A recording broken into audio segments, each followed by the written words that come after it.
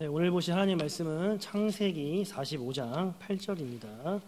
창세기 45장 8절, 구약성경 72페이지 전후에 있습니다.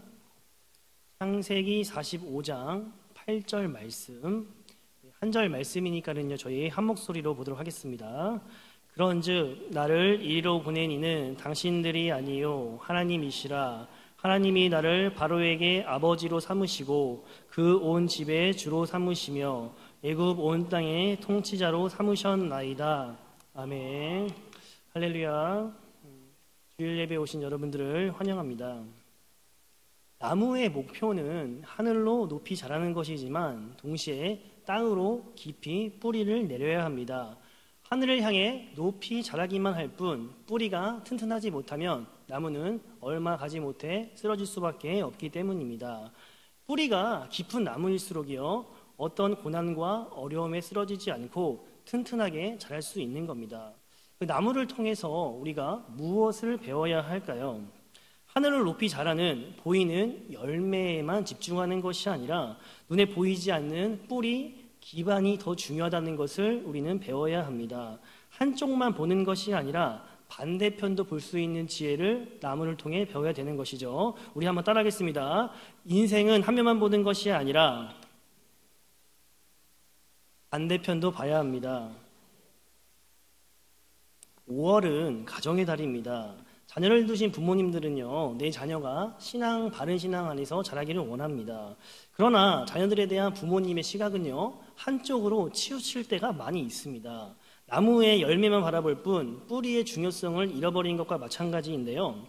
자녀를 학교에만 보내면 학교에서 인성까지 책임질 것이라는 생각도 잘못된 것이고요. 자녀를 학원에 보내서 좋은 성적을 받게 하면 학원이 인생을 책임질 것이라는 생각, 그리고요 자녀를 교회에만 보내면, 주일에 교회만 보내면 자녀의 신앙생활까지 책임질 것이라는 생각은요, 반쪽은 맞지만 반쪽은 틀린 생각이라는 겁니다.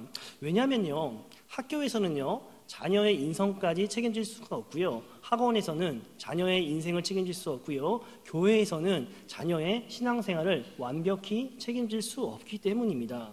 자녀들을 주일학교에 보내면요 신앙교육이 잘 될 것이라고 생각을 합니다. 내 자녀를 교회에 보내면요 담당 교육자가요, 교사들이 아이들의 신앙을 책임질 것이라고 생각은 하지만 틀린 생각은 아니지만 그러나 완벽한 생각도 아니라는 겁니다. 대부분의 자녀들이요 일주일에 한 번 주일에만 교회에 옵니다. 그리고요 설교의 말씀을 각 교육자들에게 30분 정도 듣습니다.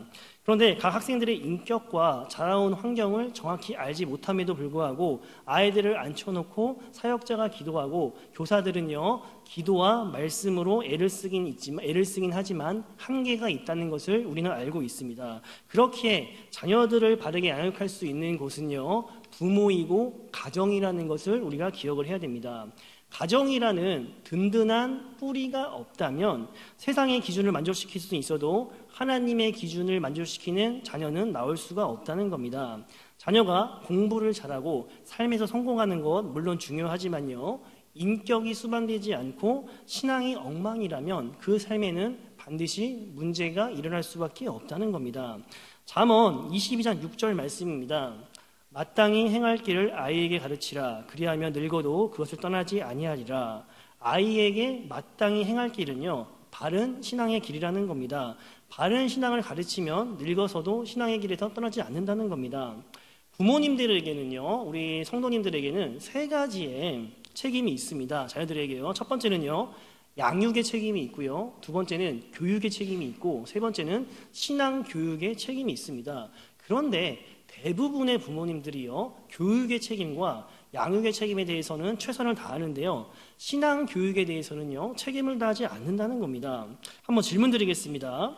지금 저와 여러분들이 예배드리는 모습을 자녀들이 본다면 하나님이 살아계심을 알 수 있을까요, 없을까요?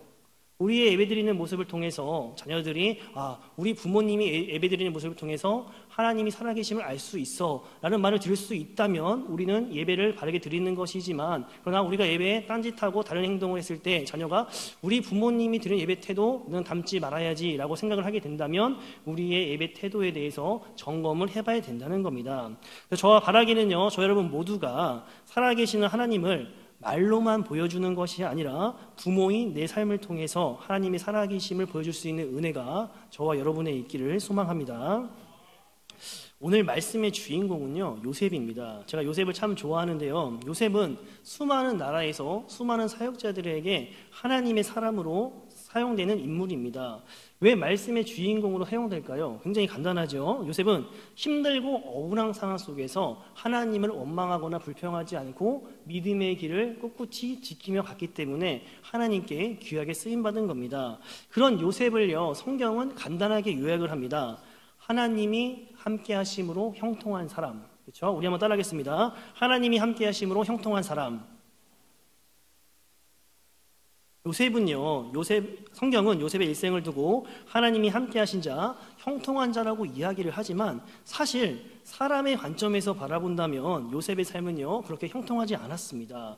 요셉이 살아가는 과정은요, 결과는 굉장히 좋았지만 처음과 중간은 굉장히 고난의 연속이었다는 것을 우리가 알 수 있습니다. 그런데 그럼에도 불구하고 우리가 요셉의 삶을 봤을 때는요, 대부분 이렇게 해석을 합니다.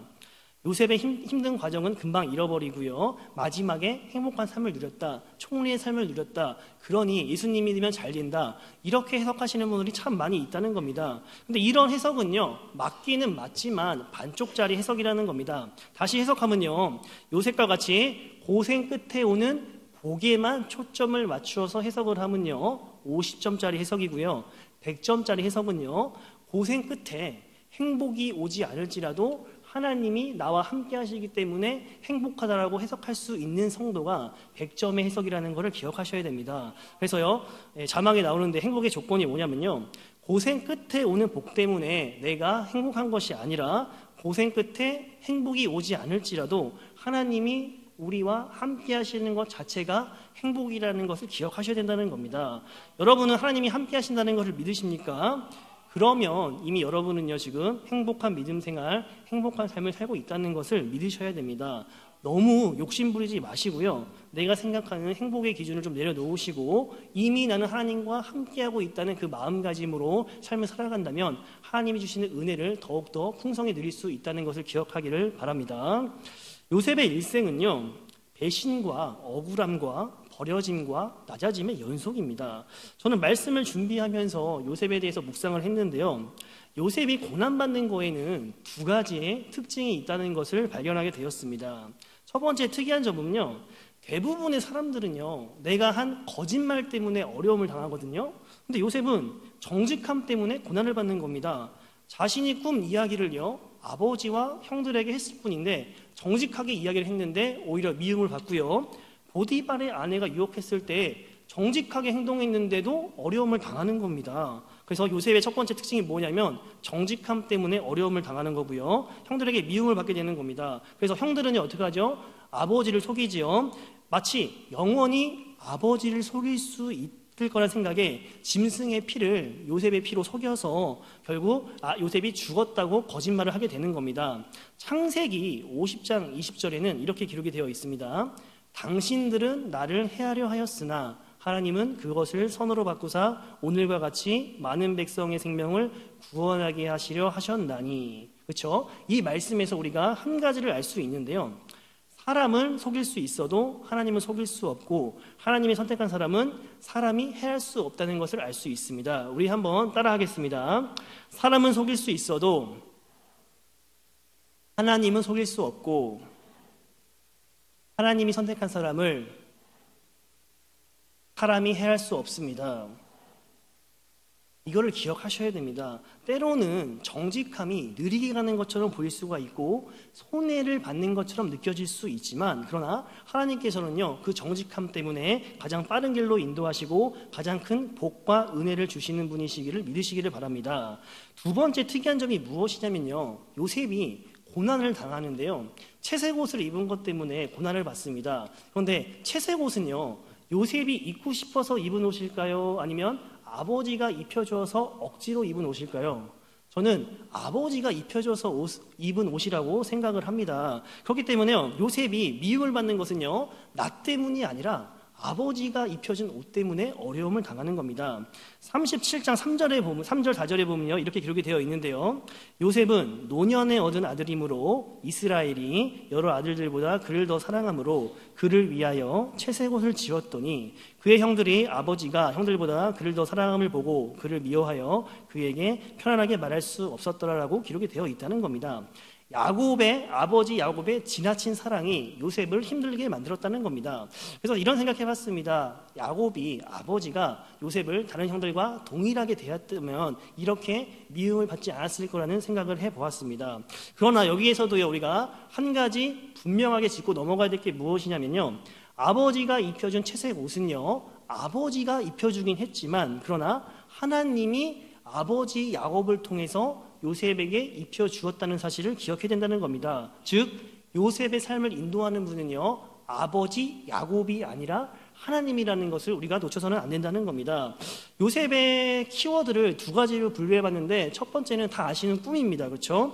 오후 예배 나오는 성도님들이라면 요셉의 꿈 이야기는 너무 많이 아시기 때문에 넘어가고요. 제가 오늘 드리고 싶은 초점의 키워드가 뭐냐면 옷이라는 겁니다. 옷이 중요한 건데요. 고비고비마다 하나님이 요셉과 함께 하시는 증거가 무엇이냐면 바로 옷이라는 겁니다. 그런데 옷은요, 우리가 입고 있는 이런 육적인 옷을 의미하는 것일 수도 있지만 하나님이 입혀주신 옷, 영적인 옷과 직분의 옷을 말씀드리는 겁니다. 요셉은 여러 형태의 옷을 입었는데요. 우리 화면 잠깐 보도록 하겠습니다. 요셉이 어렸을 때는요, 아버지가 다른 형제들보다 특이한 옷을 입혀주었죠. 더 좋고 더 아름답고 더 예쁜 채색 옷을 입혀주었고요. 보디발의 집에서 종살이를 했을 때 두 가지 옷을 입는데요, 가정총무라는 은혜의 옷을 입을 수 있었고요, 거기에 어떠한 결정을 내릴 수 있는 신뢰의 옷을 입고 있었다는 겁니다. 그리고요, 보디발의 아내 때문에 억울한 누명을 쓰고 감옥에 갇히게 되죠. 감옥에서는요, 신뢰의 옷과 사무장의 옷과 은혜의 옷을 입을 수 있었다는 겁니다. 그리고 바로 왕에게는, 애굽에서는요, 총리의 옷과 세마포의 옷을 입었다는 거, 왼쪽 편을 보시면 알 수 있죠. 그래서 말씀으로 한번 보면요, 요셉의 가정 속에서 하나님이 함께 하심을 볼 수 없지만 성경은 그 사실을 놓치지 않고 기록하고 있는데요. 말씀 두 구절 보겠습니다. 창세기 39장 2절인데요.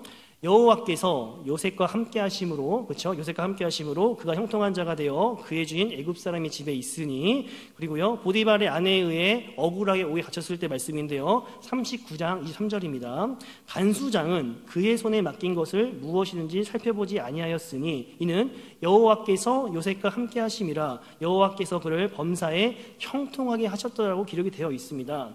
하나님이 함께 하심이 눈에 보일까요, 안 보일까요? 우리는 눈에 안 보인다고 생각하지만, 그러나 이 성경의 기록에 의하면요, 하나님이 함께 하심이 우리의 삶을 통해서 다른 사람들에게 보인다는 것을 알 수 있다는 겁니다. 여호와께서 요셉과 함께 하심이라 여호와께서 그를 범사에 형통하게 하셨더라가 다른 사람들의 눈에는요, 보였다는 겁니다. 그래서요, 이 부분을 저희가 잘 기억해야 됩니다. 그래서 그리스도인으로서 우리의 삶이 다른 사람들에게 보일 수 있다는 것을 기억하면서 우리의 말과 행동 모두에 조심할 수 있는 저와 여러분이 되기를 소망하고요. 애굽에서 바로 왕이 이런 고백을 합니다. 내가 너보다 높은 것은 내 왕자뿐이니라. 그렇죠? 내가 너보다 높은 것은 내 왕자뿐이라고 기록을 한다는 겁니다. 바로 왕은 큰 그릇 사람인데요. 이 구절이 저한테 참 많이 와 닿았거든요. 공동체가 발전하기 위해서는요, 훌륭한 1인자가 중요하지만 제 생각에는요, 더욱 중요한 것은 훌륭한 2인자가 있을 때 그 공동체가 더욱 발전할 수 있다고 생각을 합니다. 대부분의 1인자들이요, 훌륭한 2인자가 나타나면 어떻게 합니까? 자신의 자리를 위협하는 존재라고 생각해서요, 뛰어난 부하가 있으면 단칼에 베어버리거나 유배를 보내버립니다. 그러면 당장에는요, 자기에게는 유익할 수 있지만 시간이 지나면 지날수록 공동체에는 유익을 줄 수 없다는 겁니다. 혹시 세계를 호령했던 두 인물이 있는데요, 나폴레옹과 징기스칸이라는 사람이 있는데요, 두 사람 모두 뛰어난 리더와 카리스마가 있었지만 한 가지 결정적인 차이가 있었습니다. 바로 전쟁에서 그 차이가 있었는데요, 나폴레옹은요, 뛰어난 지도력과 카리스마가 있었기 때문에 전쟁에서 항상 승리하였습니다. 그런데 그 승리의 조건이 무엇이냐면 자기가 리더로서 그 부하들을 인도했을 때는 항상 전쟁에서 승리를 하였습니다. 그러나 자기가 참석하지 않는 전쟁에서는 많이 패배했다고 기록이 되어 있습니다. 왜냐하면 자기를 대신할 만한 뛰어난 이인자가 없었기 때문이죠. 그런데 징기스칸의 경우는 조금 다릅니다. 뛰어난 지도력과 전술로 자신이 참여한 전쟁에는 물론 승리하였고요. 여기까지는 나폴레옹과 큰 차이가 없습니다. 그러나 자신이 참석하지 않았음에도 불구하고 많은 전쟁에서 승리했다고 기록이 되어 있다는 겁니다. 왜 그러냐면요, 징기스칸에게는요 자기보다 뛰어난 이인자들이 굉장히 많이 있었기 때문입니다. 그 이인자들이 있었기 때문에 징기스칸이 더 큰 업적들을 이룰 수 있는 건 아니었겠습니까? 마찬가지로 애굽 왕이요, 요셉의 뛰어남을 보고 요셉을 죽여버렸다면 어떻게 됐을까요? 애굽이라는 나라는요 7년 흉년의 기간 동안에 망해버렸을 겁니다. 그러나 애굽은요 요셉과 함께하는 하나님을 볼 수 있었고요, 하나님이 요셉에게 입혀주었던 영적인 옷을 볼 수 있는 시각이 열려 있었기 때문에 애굽을 더 큰 부강한 나라로 인도할 수 있었다는 겁니다. 훌륭한 이인자에 따라서 전쟁의 승패가 그렇게 결정이 된다면 우리 교회에도 훌륭한 이인자가 누구일까에 대해서 생각을 해보았습니다. 교회의 1인자가 누굴까요? 예수님입니다. 그렇죠? 그리고 2인자는 누구일까요? 바로 우리 성도라고 생각을 합니다. 우리 모두가 예수님을 위한 뛰어난 2인자가 된다면 우리 교회는 어떻게 될까요? 모든 사람들에게 칭송받는 교회가 될 수밖에 없다는 겁니다. 바라기는요, 저희 모두가 2인자의 삶을 통하여서 남현교회 성도가 믿는 예수님은 누구야? 그런 예수님은 나도 믿어보고 싶어. 이런 고백을 듣는 우리의 삶이 된다면 우리 모두 남현교회뿐만이 아니라 우리 모든 성도가 다른 사람들에게 칭송받을 것이라고 생각을 합니다. 근데 반대로요, 하나님께서 하나님의 은혜의 옷을 요셉에게 입히셨다면 반대편에는 어떤 사람이 있을까요? 좋은 옷을 입히는 사람이 있으면 반대편에서 옷을 벗기려는 사람이 있다는 것도 저희가 기억을 해야 됩니다. 어렸을 때는요 형들이었죠. 형들은 아버지의 특별한 사랑을 입고 있는 옷과 하나님이 허락하신 꿈의 옷을 벗기기를 원했다는 겁니다. 형들에게는요 요셉을 미워하고 시기하는 질투심이 있었습니다. 르우벤은 동조하지 않았지만 나머지 9명의 형들은요 형들이라는 권세로 9명이라는 숫자에 의해서 요셉의 옷을 벗기려고 하였습니다. 그리고요 팔아버리죠. 형들은 요셉을 보고 어떻게 꿈이 이루어지는지 한번 보자라고 생각하면서 하나님이 주신 꿈의 옷을 벗기고요, 아버지의 사랑의 옷을 벗기고 그가 입고 있는 채색 옷을 벗겨버렸습니다. 그리고 보디발의 아내는 어떠한가요? 요셉의 옷을 벗기기 원했는데요, 이번에는요 육적인 탐욕과 탐심이라는 자신의 만족을 위해서 상대방의 옷을 벗기려고 하였습니다. 꾸며진 아름다움을 가지고 인간의 기본적인 욕구를 해결하기 위해서 유혹의 손길을 내밀었다는 겁니다. 그런데 이번에는 조금 다릅니다. 보디발의 아내가 옷을 벗긴 게 아니라 요셉이 스스로 옷을 벗기를 유도했다는 것이죠. 야, 생각해봐라. 출세하기 원한다면 나한테 잘 보이면 된다. 너도 좋고 나도 좋은 것 아니냐. 이걸 누가 알겠냐? 너랑 나랑 조용히 하면 아무도 모른다. 너 스스로 출세의 길을 선택해라. 너 스스로 욕구 만족의 길을 선택해라. 너 스스로 유혹의 길을 선택하라고 이렇게 보디발의 아내가 요셉을 유혹한다는 겁니다. 즉 보디발의 아내는요 하나님이 입혀주신 순전한 영적인 옷을 욕망의 옷으로 갈아입도록 유혹하는 사람이라는 것을 저희가 기억을 해야 됩니다. 그러나 이러한 유혹이 먹혀들지 않자 보디발의 아내는요 주인이라는 권세로 누명이라는 방법으로 요셉의 가정총매의 옷을 벗기고 감옥으로 보내버린다는 겁니다. 그런데 우리는 잘 알고 있습니다. 요셉이 입고 있는 육적인 옷은 벗길 수 있지만 하나님이 함께 하시는 영적인 옷은 벗길 수 없다는 것을 우리는 알고 있다는 것이죠. 사실 요셉의 옷이 다른 사람들에게 벗김을 당하면 우리는 안타깝게 생각을 하지만 사람들이 요셉의 옷을 벗기면 벗길수록 하나님은 더 좋은 영적인 옷을 요셉에게 입혀주고 있다는 사실을 우리는 알 수 있다는 겁니다. 그래서 세상의 관점으로 봤을 때 요셉의 삶은요 점점 낮아짐의 연속이었지만 그러나 하나님의 관점으로 요셉을 봤을 때는요 의미 있고 신비 있고 대단한 옷으로 갈아입고 있는 연속이었다는 겁니다. 아버지가 아들에게 좋은 옷을 입히는 것은 당연한 겁니다. 그러나 주인이요 팔려온 노인에게 실내의 옷을 입힌다는 것은 범상치 않은 일이죠. 간수장이 죄인에게 열쇠를 맡긴다? 이건 있을 수 없는 일입니다. 더 이해가 안 되는 거는요, 애굽의 왕이 팔려온 노예에게, 그것도 죄수에게 총리의 옷을 입혔다는 것은요, 하나님의 역사하심과 하나님의 은혜와 하나님의 섭리가 아니고서는 있을 수 없다는 것을 우리는 알고 있습니다. 세상은요, 우리가 입고 있는 옷과 우리가 지키려는 믿음의 옷, 그리고 내 기도가 이루어지기 원하는 꿈의 옷을 벗기려고 합니다. 권세의 힘으로요, 숫자의 힘으로 벗기려고 합니다. 그러나 우리가 명심해야 될 것이 있습니다. 우리의 마음과 믿음이 약해져서 육신의 옷이 벗겨질 수는 있지만, 그러나 하나님의 옷은 벗겨지지 않는다는 것을 우리는 명심해야 됩니다. 하나님이 입혀주신 옷을 끝까지 지켰을 때 어떤 복이 오냐면, 오늘 본문에 기록된 복이 요셉에게 임했다는 겁니다.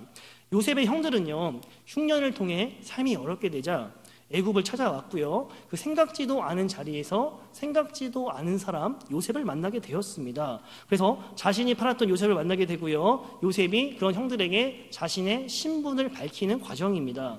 형들이 얼마나 두려웠겠습니까? 자기들의 시기심과 질투로 동생을 팔아버렸는데요, 설상가상으로 최고의 권력자가 되어 있으니 자신들은 이미 죽은 목숨이라고 굉장히 두려워 떨고 있었을 겁니다. 그러나 요셉은요, 작은 그릇의 사람이 아니라 큰 그릇의 사람이었다는 것을 우리가 볼 수 있습니다. 작은 그릇의 사람은요, 남이 했던 것을 똑같이 합니다. 그러나 큰 그릇의 사람은요, 다른 사람이 나한테 했을지라도 그것이 하나님의 말씀에 어긋나는 것이라면 동일하게 행동하지 않는다는 거죠. 요셉은 형들이 자기에게 함부로 했다고 해서 똑같이 형들에게 함부로 하지 않았습니다. 원인 제공을 형들이 했기 때문에 억울함이 형들 때문이라고 정죄할 수 있고 심판할 수 있었음에도 불구하고 요셉은 그렇게 하지 않았습니다. 우리는 대부분 이렇게 행동을 합니다. 네가 그렇게 말했어? 나도 그렇게 말하겠다. 네가 먼저 나한테 나쁜 짓을 했으니 나도 너한테 나쁜 짓을 하겠다. 이렇게 대부분이 생각을 합니다. 그것이 정당하다고 생각은 하지만 그 정당하다고 생각하는 것을 요셉은 하지 않았다는 겁니다.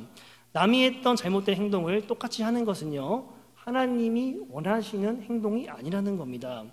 요셉은 철저하게 남이 잘못하는 것으로 나는 잘못하지 않았고요, 그 사람은 그렇게 할지라도 나는 내가 가야 되는 그리스도의 길, 말씀의 길, 믿음의 길을 가야겠다고 생각하고 그 길을 실천했던 사람이라는 겁니다. 왜냐하면 하나님이 어떤 상황이든지 나와 함께 한다는 것을 믿었기 때문입니다.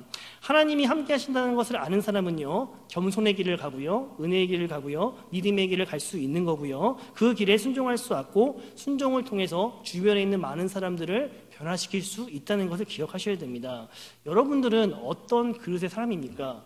큰 그릇의 사람입니까? 아니면 작은 그릇의 사람입니까? 나에게 이렇게 했어? 그럼 나도 이렇게 해야지. 우리 부서에 서운하게 했어? 두고 봐. 나도 언젠가 똑같이 해야지. 이렇게 하는 분들은요, 하나님의 마음으로 행동하는 분이 아니라는 겁니다.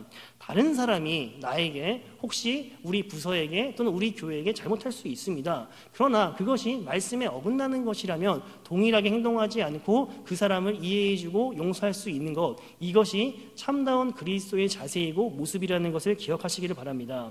그렇게 하나님이 함께하는 사람은 믿음의 고백도 다릅니다. 애굽의 최고 권력자였던 요셉, 누구에게나 선망의 대상이었던 요셉이었는데요, 교만할 수 있는 위치에 자리에 있는 요셉이었지만 그 모든 힘든 과정과 형들에 대한 서운한 감정을 이겨내고 했던 한마디가 있습니다. 그게 뭐냐면 하나님이시라. 하나님이시라. 우리 따라하겠습니다. 하나님이시라. 요셉은요, 자신의 모든 길을 인도하는 분이 하나님이시라는 것을 잊지 않았다는 겁니다. 요셉에게는요, 다른 사람의 간증이 아니라 하나님에 대한 자신의 간증이 있었다는 것을 기억하시기를 바랍니다. 저에게도 저만의 간증이 참 많이 있는데요, 어버이 주일과 스승의 주일이 되면 두 가지에게 합쳐지는데요, 하나는 학생이 받은 편지 한 장이고요, 하나는 어머니의 일입니다. 잠시 제 이야기를 해서 죄송하지만 말씀을 드리도록 하겠습니다. 2011년도에 전도사를 사역을 하고 있었을 때 5학년, 6학년을 담당하고 있었는데요, 1학년의 한 학생이 눈에 들어왔습니다. 그 학생은 8살의 어린 나이였는데요, 안타깝게도 눈을 보지 못하는 학생이었습니다. 그 학생에게 수요일날 따로 만나서요, 운동장에서 뛰어놀고 맛있는 것도 사주고요, 그렇게 많은 시간을 보냈습니다. 저는 굉장히 좋은 의도에서 그렇게 행동했거든요. 그런데 다른 사람들은 이렇게 말을 하는 겁니다. 왜 학생을 차별하냐? 눈이 안 보이는 학생에게 그렇게 해주는 것은 그 학생에 상처 주는 것이다. 똑같이 대해주는 게 맞는 것 같다라고 많은 분들이 이야기하셨습니다. 그리고 초등부도 아니고 왜 다른 부서 학생한테 그렇게 잘해주냐라고 이야기를 했습니다. 그런데 스승의 주일날 그 유년부 학생에게 한 통의 편지를 받았습니다. 그리고 그 밑에 제가 이렇게 글을 써 놓았는데요. 저기 점자 편지입니다. 몇 장의 편지와 몇 개의 선물을 받았지만 영원히 잊지 못할 편지 한 장을 받았다. 앞을 보지 못하는 1학년 학생이 2학년이 누나와 함께 와서 주고 간 점자 편지. 나의 지난 삶을 되돌아보게 해주며 동시에 앞으로 어떻게 살아가야 하는지를 보여주는 한 장의 귀한 편지. 이런 편지를 받기엔 너무나 부끄러운 삶을 살고 있지 않은가라고 제가 코멘트를 적어놨고요. 그 편지의 내용이 굉장히 간단합니다. 저도 점자 편지 처음 받아봤거든요. 지대한 전도사님께, 전도사님 항상 저를 예뻐해 주셔서 감사해요. 비록 볼 수 없지만 멋있게 자라서 하나님과 전도사님을 기쁘게 해드릴게요. 2011년 5월 14일 김지명 올림. 제가 왜 그 눈을 보지 못하는 학생에게 잘해줬을까요? 거기에는요, 어머니에 대한 이유가 있다는 겁니다. 어머니의 이야기를 잠깐 이야기해드리고자 하는데 감정이 조절이 안 돼도 양해를 바랍니다. 2012년 6월 18일에 하나님에 대한 믿음을 돌아볼 수 있는 사건이 저에게 있었습니다. 저는 어렸을 때 제법 유혹한 가정에서 생활을 하였습니다. 아버지가 사업을 하셨고요. 사업은 탄탄했기 때문에 어려움 없이 삶을 살았습니다. 그런데 제가 5학년이 되던 12살 때쯤에 아버지께서 갑자기 사명을 받으셨다고 하면서 사업을 그만두시고 목회의 길을 가시기 시작하시는 겁니다. 사실 그때는요, 목회의 길이 뭔지도 몰랐고요. 아버지 하시는가 보다 그렇게 생각을 했습니다. 그런데 당연히 하시던 사업을 내려놓고 기도만 하셨기 때문에요. 집은 점점 기울어지기 시작했고요. 아버지가 하는 일 모두 내려놓고 3년 동안 삼각산에서 철학 기도를 하는 것을 보았습니다. 제 기억으로는 눈이 오나 비가 오나 기도하러 가신 아버지의 모습을 자랐고 당연히 가정은 점점 어렵게 되었습니다. 집은 자가에서 전세에서 월세로 가게 되었고요. 2층에서 1층에서 지하로 가게 되었습니다. 그렇게 최하의 삶을 살게 된 것이 2001년이었습니다. 그리고 2002년에 수유리의 어느 한 건물의 지하에서 교회를 개척하셨고 3년 동안 단 한 명의 성도도 없이 아버지, 어머니는 사역을 하셨습니다. 그 당시 저는 군대에 있었고요. 제가 나중에 말씀드리겠지만 부모님이 그렇게 힘드신 줄은 몰랐습니다. 근데 훗날 제가 들은 이야기지만요. 개척할 당시에 어머니에게 신경성 당뇨라는 병이 왔고요. 당뇨의 합병증이 눈으로 오게 되었고 2002년부터 어머니의 시력이 점점 안 좋아지기 시작하였고 급기야는 2008년에 실명이 되셨습니다. 개척 당시에 나중에 들은 이야기인데요. 200만 원의 수술비가 있으면 수술을 할 수 있었음에도 불구하고 하나뿐인 아들이 군대에서 걱정할까 봐 아무 말도 안 하셨다고 합니다. 부모님의 마음이 이해도 되지만 원망도 되었습니다. 부모님은요. 2008년 실명이 되신 후부터 서울대학교 안과에 계속 다니셨지만 안과의 최고 권위자는요. 망막의 손상 때문에 방법이 없다고 포기하라고 말씀하셨습니다. 그런데 뜻밖의 4년 뒤에 2011년 11월에 정기점검차 아무 생각 없이 서울대학병원에 가셨는데 부모님께서 뜻밖의 이야기를 듣게 되셨습니다. 눈이 많이 맑아져서 수술이 가능하지만 혹시 모르니까는 조금 더 시간을 갖자고 말씀하셨습니다. 큰 기대를 하지 말라고 말씀하셨고요. 날짜는 2012년 6월 18일로 정해지게 되었습니다. 근데 수술이 양쪽이 되는 것이 아니라 한쪽 눈만 가능하다는 이야기를 들었습니다. 사실 어머니의 시력이 좋아질 거라고 생각을 안 했고 포기하고 있었기 때문에 나름대로 좀 기대는 했지만 저는 그렇게 큰 기대를 하지 않았습니다. 아버지는요 기도의 응답이라고 하나님의 역사라고 굉장히 기뻐하셨지만 저는 믿지 않았고 이렇게 말씀을 드렸습니다. 아빠, 수술하고 눈이 보여야 진짜 보이는 거지 수술하기 전에 보인다고 그렇게 이야기한다면 엄마한테 헛된 희망만 주는 거야. 엄마한테 헛된 희망 주지 말고 수술 이후에 말을 했으면 좋겠다고 말씀을 드렸습니다. 그리고요 수술 당일이 되었고요. 병원에 가서 수술을 마치고 집에 왔지만 3일 동안 안대를 하고 계셨기 때문에 수술의 결과를 알 수 없었습니다. 3일 후에 교회에서 사역을 하고 있는데 한 통의 전화가 어머니에게 왔습니다. 그리고 저한테 이렇게 말씀하셨어요. 아들, 교회에 십자가가 보여. 아빠의 얼굴이 보이고 흰머리가 보이네. 그리고 다음에 하신 말을 듣고 참 눈물이 났습니다. 아들 얼굴 보고 싶으니까 빨리 들어오렴. 그리고 집에 들어갔을 때 굉장히 기뻤습니다. 그리고 믿음 없던 제가 하나님에 대해서 다시 한번 고백했는데 그 고백의 내용이 무엇이었냐면 9글자였습니다. 하나님이 하셨습니다. 하나님이 하셨습니다. 그런데요, 사실 어머니의 눈이 회복되기를 바랬던 점은요, 어머니의 불편함도 있었지만 저와 아버지의 불편함도 있었습니다. 식사 때도 물론이고요, 화장실 갈 때도 물론이고요, 내가 무심코 한마디 던진 걸로 인해서 어머니가 상처를 받을까, 그것이 굉장히 마음에 쓰였습니다. 그리고 하나뿐인 아들이 결혼을 하게 되면요, 결혼식도 봐야 되고요, 손자 손녀를 낳게 되면 손자 손녀도 봐야 되는데 그런 거를 보지 못한다는 마음이 굉장히 속상했습니다. 지금은 아주 뚜렷하게 보이는 거진 않지만 희미하게나마 한쪽 눈을 보일 수가 있다는 겁니다. 저는 아버지께서 사역의 길을 걸으신 거에 대해서는 전혀 반대할 생각은 없었지만 20년의 힘든 시간을 보내면서 참 많이 울었습니다. 왜냐면요, 어머니가 아프시고 그랬을 때 모든 사람들이 떠나기 때문입니다. 아버지가 사업하고 잘 될 때는요, 친척들이 많이 왔고 주변에 사람들이 많이 있었지만 아버지가 목회하신다는 이야기를 듣고 사업을 내려놓자마자 사람들이 떠나고 심지어는 친척들까지 다 떠나게 되었습니다. 그냥 떠나면 되는데 꼭 이런 말씀을 하시는 겁니다. 야, 하나님을 믿으면 잘 돼야 되는 거 아니야? 그런데 어머니는 왜 저렇게 아프고 저렇게 힘들게 살아? 차라리 그냥 사업했으면 훨씬 편하게 사는 거 아니야? 이런 말들을 친척들이 했다는 겁니다. 그런데 20년이 좀 지난 지금에는 친척들이 저희를 부러워합니다. 개척 당시와 비교했을 때 제 삶이 많이 윤택해져서 부러워하는 것 같지는 않지만, 그러나 하나님이 우리의 집을 인도하시는 것들이 그 믿지 않는 사람들의 눈에 보이기 때문에 그들이 부러워하는 것 같습니다. 제가 상식적으로는 이해하지 않지만 하나님의 기적을 통해서 느낀 것이 있는데요, 저희 모두는요, 기적을 경험하면 믿음이 좋아질 거라고 생각을 합니다. 그렇죠? 제가 몇 가지 기적을 경험해봤는데 기적을 경험해도 믿음은 좋아지지 않습니다. 단지 믿음이 좋아질 것이라는 기대감을 준다는 것을 기억하셔야 됩니다. 제가 어머니의 시력이 안 보였음에도 불구하고 회복되었을 때 제가 감사의 내용을 며칠 기도한지 아십니까? 3일 기도하고 3일 후에는 불평하고 있는 제 모습을 보게 되었습니다. 하나님, 어차피 눈을 고쳐주실 거면 한쪽 눈이 아니라 양쪽 눈을 보게 해주셔야죠. 하나님, 어차피 고쳐주실 거면 희미하게 보이는 거냐, 희미하게 보이게 하시는 것이 아니라 완벽하게 보일 수 있도록 해주셔야 되는 거 아닙니까? 이렇게 불평하고 있는 제 자신을 보게 되었다는 겁니다. 그렇기 때문에 믿음이, 기적이 우리의 믿음을 변화시키는 것이 아니라 내 중심이 내 믿음을 변화시킨다는 것을 기억하시기를 바랍니다.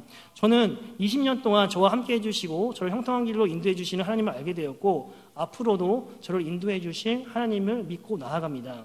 말씀을 정리하겠습니다. 요셉이 아버지로부터 받은 아름다운 채색 옷이 벗겨지지 않았다면 요셉은 일평생 아버지가 입혀주었던 채색 옷만 입고 살았을 겁니다. 그러나 그 채색 옷이 벗겨졌기 때문에 새로운 옷과 함께할 수 있었다는 겁니다. 세상 사람들이 믿음의 옷을 빼앗아 간다면요, 내 옷을 뺏어갔어? 나도 빼앗아야겠지, 이렇게 생각하지 마시고요, 하나님께서 나에게 새로운 옷을 입혀주기 위한 기회로 바라볼 수 있는 통찰력이 저와 여러분의 있기를 소망합니다. 그래서요, 여러분의 옷이 벗기움 당하는 것을 염려하지 마십시오. 직장에서 자존심의 옷이 벗겨질 수 있고요, 믿었던 친구에게 때로는 신뢰의 옷이 벗겨질 수 있고요, 체면과 명예의 벗기움이 당할 때 이것이 벗겨지면 어떻게 살아가야 될까라고 생각할 수 있지만, 그러나 하나님이 나에게 어떤 옷을 입힐 것인지에 대한 기대감을 갖고 살아간다면 나는 끝까지 벗지 말아야 되는 영적인 옷을 입고 살아야겠다, 이 마음이 있다면 하나님이 우리의 삶을 인도해 주신다는 겁니다. 하나님이 저에게 입혀주신 옷이 있습니다. 물론 좋은 옷도 입혀주시지만요, 믿음의 옷과 신뢰의 옷과 사역자의 옷에 부끄럽지 않게 살 수 있는 옷을 입혀주셨고요, 여러분들에게도 마찬가지입니다. 직분자의 옷을 입혀주셨고요, 사명자의 옷을 입혀주셨고, 때로는 부모의 옷도, 교사의 옷도, 찬양의 옷도, 믿음의 옷도, 섬김의 옷도 하나님께서 입혀주셨다는 겁니다. 내가 입고 있는 옷이 무엇인지 돌아볼 수 있는 지혜가 있기를 원하고요, 항상 하나님을 향한 옷을 입고 살아간다면 우리는요, 자녀들과 학생들에게 믿음의 교사, 존경받는 교사가 될 수 있고요, 하나님께 칭찬받을 수 있는 교사가 될 수 있습니다. 그리고 우리의 혀는요, 믿음의 말을 할 수 있는 선한 옷을 입어야 되고요, 우리의 손은요, 어려운 사람들을 도와줄 수 있는 선한 옷을 입어야 되고요, 우리의 발은 주님과 동행할 수 있는 발의 옷을 입어야 된다는 겁니다. 남의 간증을 이야기하는 것이 아니라 나만의 신앙 스토리를 만들 수 있는 저와 여러분이 되기를 소망하고요, 나를 드러내는 것이 아니라 하나님을 드러낼 수 있기를 바랍니다. 그래서 요셉을 바라보면서 딱 한 가지, 하나님과 동행하는 사람이 형통한 삶을 살아갈 수 있다는 것을 기억하면서 때로는 우리가 교만한 마음이 들 수 있습니다. 내가 잘 됐을 때 하나님을 드러내는 것이 아니라 나를 드러낼 수 있지만, 그러나 한 발짝 뒤에서 나의 삶을 돌아봤을 때 하나님이 하셨습니다. 하나님이 하셨습니다라고 고백할 수 있는 거고요. 오늘 본문에서는 하나님이시라 고백할 수 있는 겁니다. 저 여러분 모두가 이미 하나님께 많은 은혜를 받았다는 것을 기억하면서 우리의 고백이 나를 드러내는 것이 아니라, 내 환경을 드러내는 것이 아니라, 내 주어진 스펙을 드러내는 것이 아니라 정말 온전히 하나님만 드러낼 수 있는 저와 여러분이 되기를 소망합니다. 우리 이 시간 말씀을 기억하면서 함께 찬양하도록 하겠습니다. 말씀 준비하면서 이 찬양 참 생각을 많이 했는데 참 많이 이렇게 눈물이 났습니다. 우리 나를 지으신 이가 하나님의 은혜를 생각하면서 함께 찬양하기를 원합니다. 나를 지으신 이가, 나를 지으신 이가 하나님, 나를 부르신 이가, 나를 부르신 이가 하나님, 나를 보내신 이도 하나님, 나의 나 된 것은 다 하나님 은혜라. 나의 달려갈 길 다가도록, 나의 달려갈 길 다가도록, 나의 마지막 호흡 다하도록, 나로 그 십자가 품게 하시니, 나의 나 될 것은 다 하나님 은혜라. 한량없는 은혜, 갚을 길 없는 은혜, 내 삶을 애워싸는 하나님의 은혜.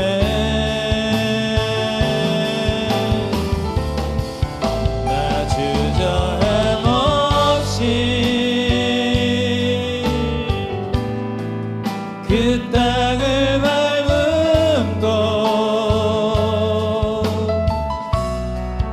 나를 붙드시는 하나님의 은혜. 다시 한번 찬양하겠습니다. 나를 지으신 이가 하나님, 나를 지으신 이가 하나님, 나를 부르신 이가 하나님, 나를 보내신 이도 하나님, 나의 나 된 것은 다 하나님 은혜라. 나의 달려갈 길, 나의 달려갈 길 다가도록, 나의 마지막 호흡 다하도록, 나로 그 십자가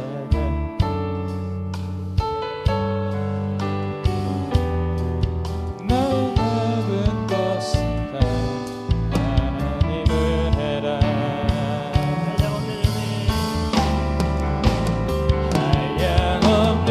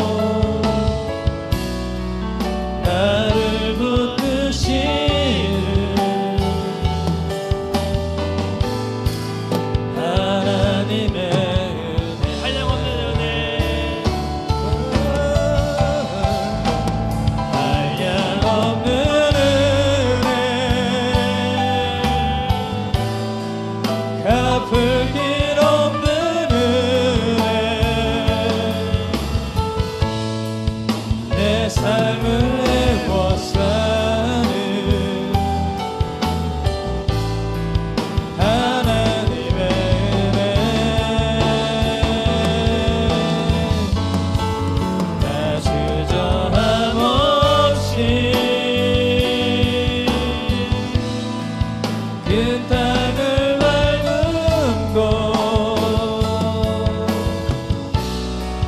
나를 붙드시는